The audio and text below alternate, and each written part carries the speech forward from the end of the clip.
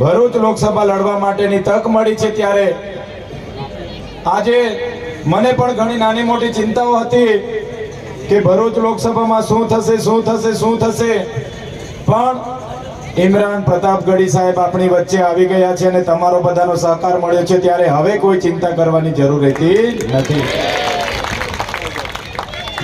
ત્યારે આજના આ કાર્યક્રમમાં ઉમેદવાર તરીકે મારે કોઈ વિશેષ કહેવાની જરૂર નથી રહેતી, પણ જે રીતે 2014માં બહુ ધુઆ મોંઘવારી કા માર અબ કી બાર મોદી સરકાર ના સ્લોગન સાથે આ લોકો આપણી વચ્ચે આવ્યા। પ્રજાને એવું હતું કે ઉદ્ધાર થઈ જશે, મોંઘવારી ઘટી જશે અને લોકોએ ખોબલે ને ખોબલે એ લોકોને મત આપ્યા।